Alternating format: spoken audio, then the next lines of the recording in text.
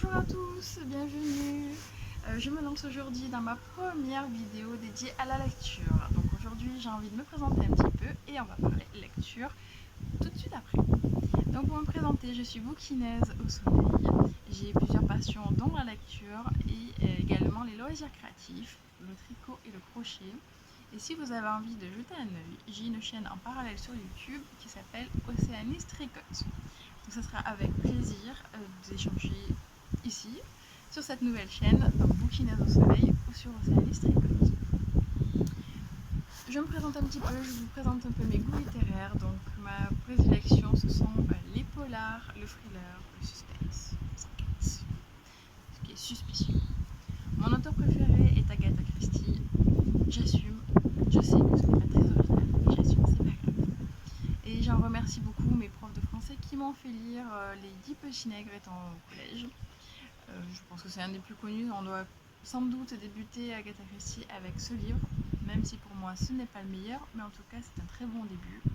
Et puis je suis tombée amoureuse, si on peut dire ça, à 14 ans, de cet auteur.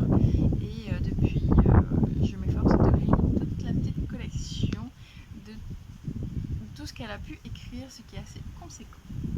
Comme autre lecture, j'aime beaucoup les auteurs du Nord, finlandais, norvégiens, surtout, comme Arto Passilina. Je trouve la lecture leur style d'écriture très fluide, très ironique. J'aime beaucoup. C'est très décalé. C'est vraiment une parenthèse. C'est quelque chose de très original qui me change totalement du coup. Et puis à côté de ça, ça m'arrive de lire de la fantaisie, des grands classiques, comme Victor Hugo, Dumas, etc. Et quand même un petit peu moins, mais pour ma culture générale, j'aime bien lire de temps en temps. Donc aujourd'hui, je vais vous parler de 2 livres que j'ai terminés, et puis d'autres envies de lecture. Mon premier livre que j'ai envie de vous présenter, Olivier Norek, Territoire. Alors Olivier Norek, qui est un policier dans la banlieue parisienne, qui est un des rares auteurs français que j'apprécie. La lecture française, j'accroche pas en général, mais j'avoue qu'Olivier Norek, donc j'en ai lu 3. J'ai lu donc Territoire récemment, Code 93 et Surtension, et j'ai vraiment adoré. Ce sont des livres que je dévore. Donc ce sont des enquêtes de l'équipe du Capitaine Coste, donc en banlieue parisienne dans le 93. Et celui-ci parle au début, donc ce sont les trois dealers du coin qui se font tous assassiner. Donc maintenant, ça va être une grosse enquête. Les dealers se tuent entre eux. Donc c'est une enquête très très prenante. Olivier Norek, ce qu'il arrive à faire, c'est écrire de telle manière qu'on a l'impression d'être sur place, d'être avec eux. Pourtant, il ne détaille pas des pages et des pages sur le décor ni quoi que ce soit, mais la manière d'écrire, la manière de présenter les personnes sont des gens tout à fait normaux. Il n'y a pas de super-héros, il n'y a pas de chef de police, il n'y a pas de... qui est totalement opposé par exemple à Hercule Poirot qui est super-hérosaure et on n'écoute que lui.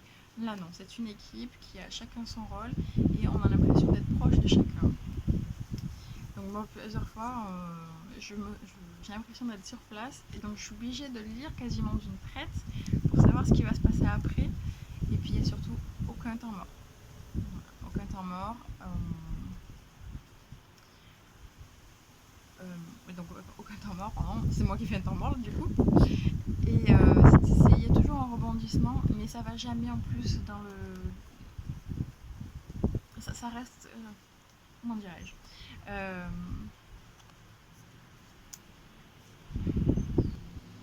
Donc ça reste tout à fait crédible. Donc vraiment, c'est un livre que je vous conseille, qu'on dévore en quelques jours. Moi qui ne suis pas une lectrice très rapide, je l'ai lu en une semaine parce que vraiment j'étais absorbée dedans. Donc, premier livre que je vous conseille.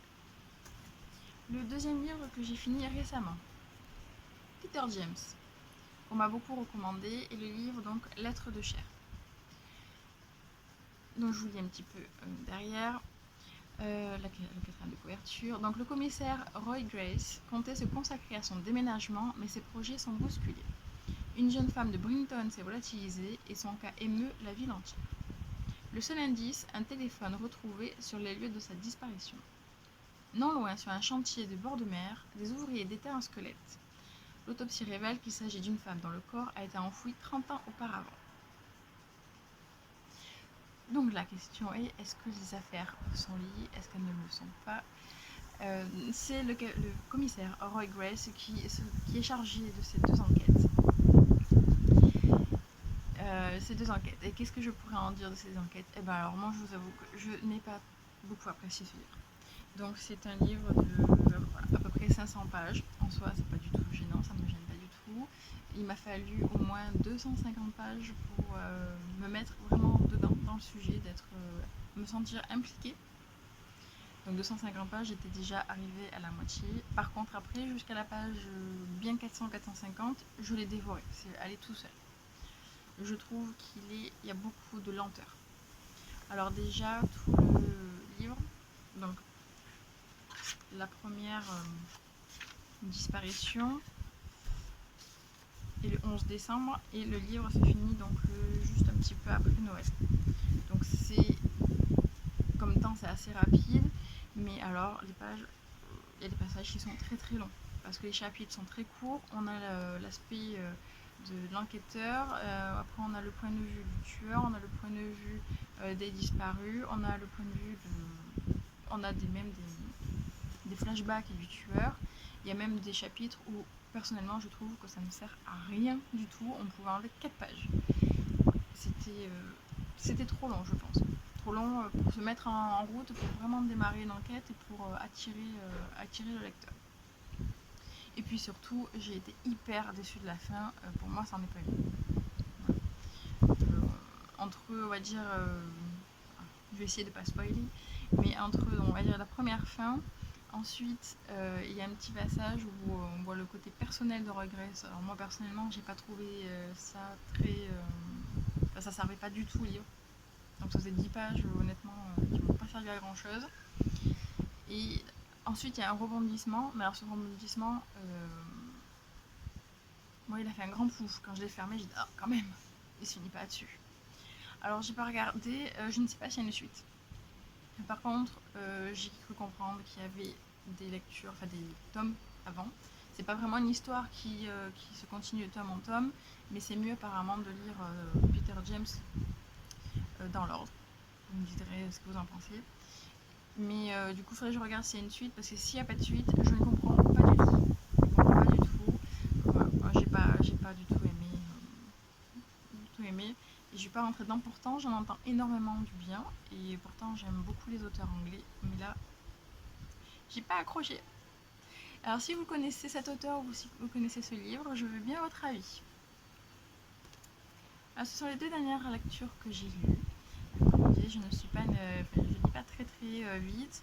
Ces derniers temps, j'ai pu grâce au confinement. Et puis, j'avais envie de me remettre à la lecture.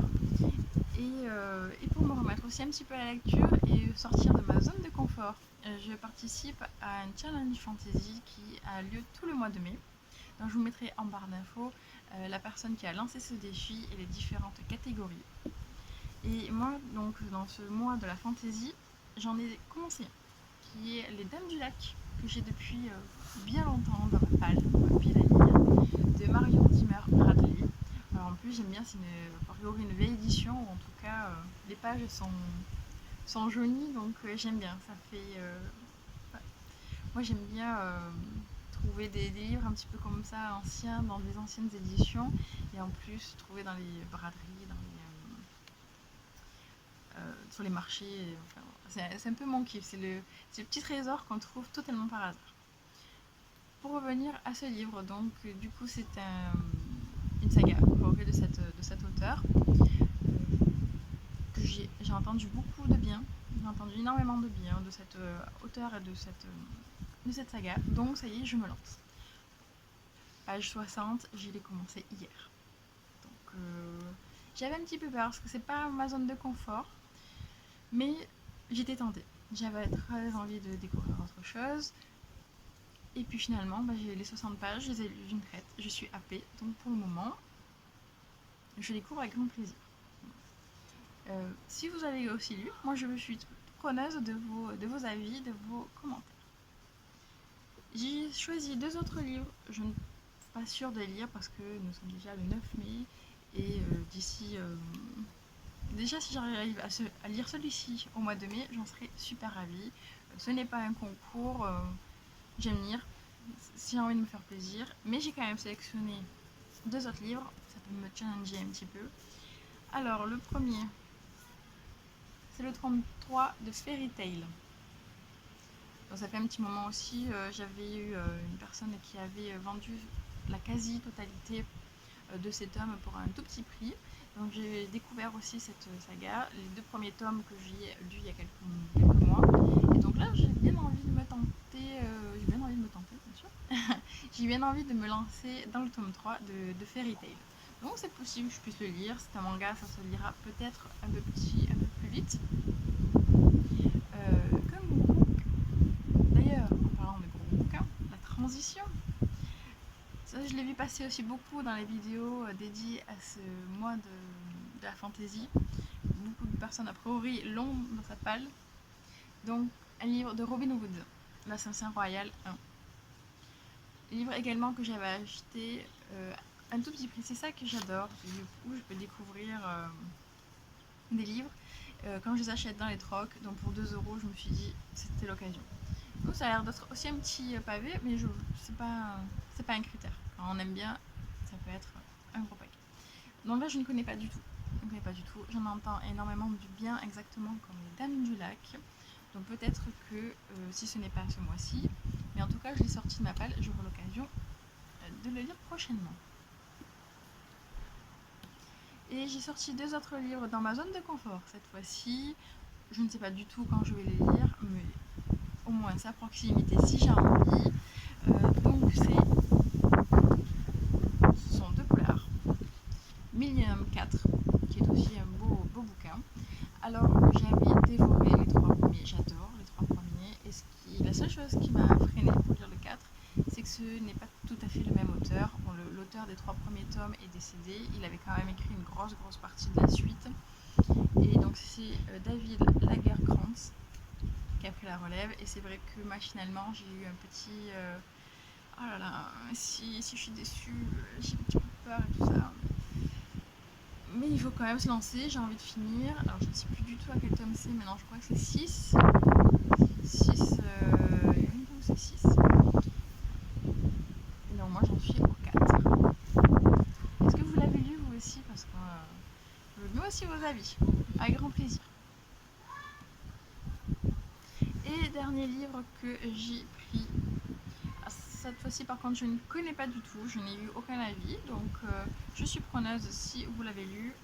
C'est Son espionne royale et le mystère bavarois de Rhys Bowen. Ça a l'air très british, très... d'ailleurs derrière il y a marqué entre Downton Abbey et The Crown. Alors The Crown je ne connais pas, mais Downton Abbey c'est très anglais, c'est bien mon style, c'est ce que j'aime beaucoup. Par contre j'ai vu que c'était le tome 2, je ne sais pas si a priori ça ne se suit pas, mais c'est mieux de les lire dans l'ordre. Alors ça m'embête un petit peu, je vais peut-être essayer de prendre le 1 avant, ce serait peut-être plus pratique. Voilà, ça va être plus pratique. Donc quand même pas mal de pages à lire prochainement. Je vais me consacrer essentiellement aux Dames du Lac. Et puis j'espère beaucoup échanger prochainement avec vous. J'espère que cette première vidéo vous aura plu. Et puis je vous souhaite de très bonnes lectures. Et je vous dis à bientôt. Salut!